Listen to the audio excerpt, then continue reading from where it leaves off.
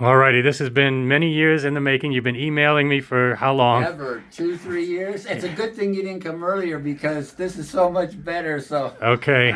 But you've been emailing me forever Yeah. to even fly out to yeah, California. willing to fly out. Yeah. Yeah, but I was going to see you in Seattle. Bob ended up covering the show for me.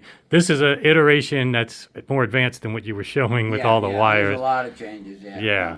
So the Fourier. Fourier transformer. Or Okay. Fourier, it depends, English. Fourier, yeah, Fourier. Anyway, French mathematician from the 18th century.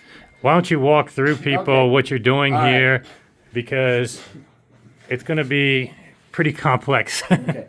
Well, the reason why we have so many drivers here, actually, each one of these drivers has its own amplifier and its own DSP control. Okay. And the reason we do that is because basically all music, all sound is made up of sinusoids that are combined. All we hear as humans is a single complex waveform, right?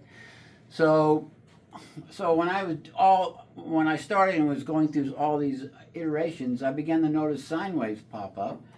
And then I was familiar with the Fourier transform and the Fourier theorem, and it occurred to me that sine waves are by far the easiest signal to reproduce, by far. In fact, all amplifier manufacturers, they build and produce perfect sine waves with the idea the better the sine wave, the more power you can generate, less distortion, the better it'll be for nonlinear complex waveforms, right? But I was thinking if we can, if the reality is that, all music is made up of all these multiple sine waves that are being sinusoids that are being summed up to create a complex waveform.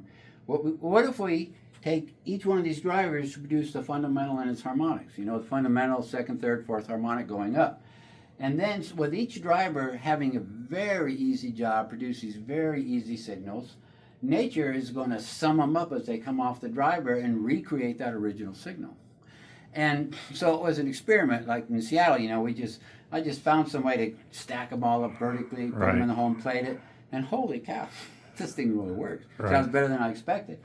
So we went to Seattle because we wanted to see, well, we just blowing, just fooling ourselves, or did this really sound as good as we thought? So we went to Seattle with this science project, basically, and we got a lot of positive feedback. So that led to more investment in the development of this. It's cooler looking for sure. Yeah. So How many drivers do we have here? 20.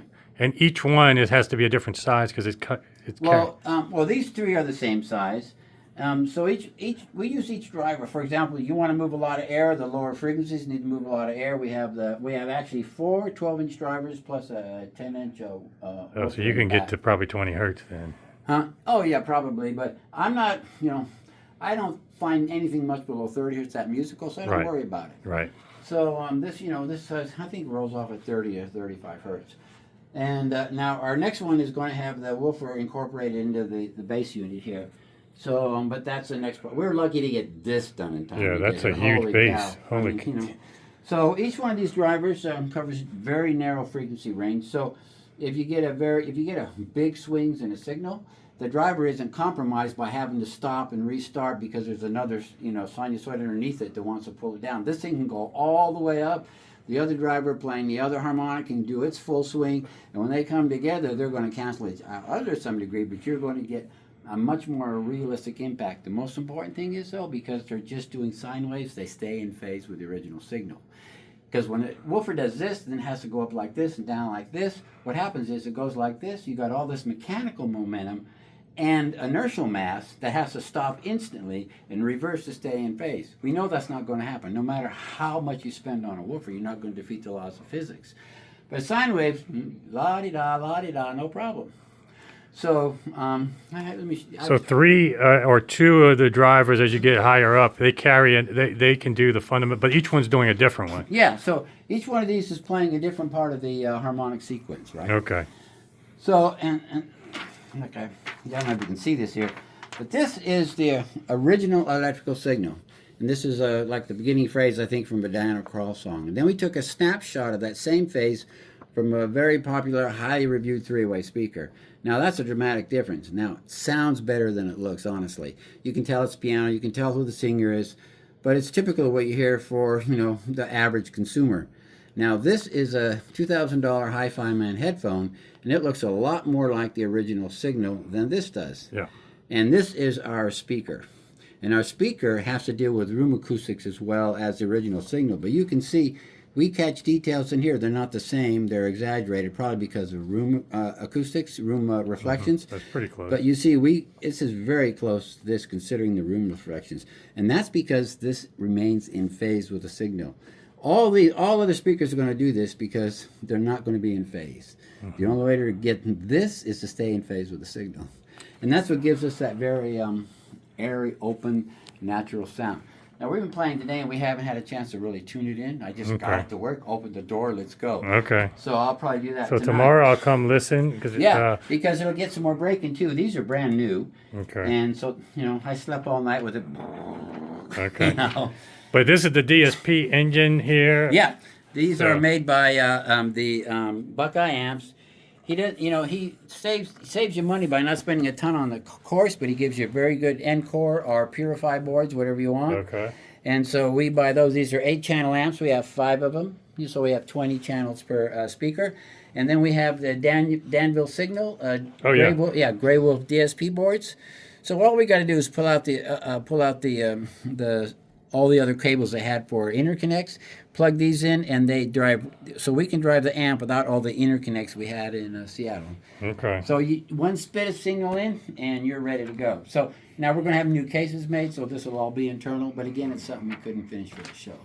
Okay. Well, this is an awesome preview. I'll come back tomorrow when you're ready for me to listen. Because I know you want me to be tough on it. You want me to give you my honest opinion. No favors. And I've heard everything on the planet just about, so it's going to be a good test. That's why I want you to hear it. Okay. You're the ultimate judge. And you're the most honest guy out there. So. Well, thank you on that. Just want to show this to people. This is a big difference from Seattle. Oh yeah. This is a real. It's a huge difference. I know. When I saw. How did I have the balls? It was almost cool in a chaotic way. I mean, it was like it was a science experiment. It was a science project. But that's what I like to showcase is people that are trying that kind of stuff. Cool? Yeah, that is what it used. If you watch my videos, yes, that was crazy. But this is what the hobby's all about. Passionate people investing a lot of money on your own to create something unique. Back to work when I get home. I know.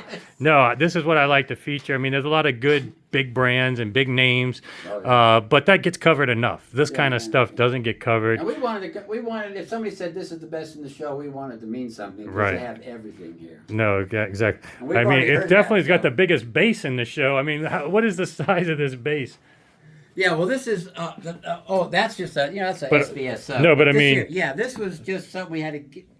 We're going to have a bass that will fit this, but acoustically and the materials, everything will be different. Yeah, but that is huge. This got us to the show. That was the main thing. All right, love it. Can't wait to hear it.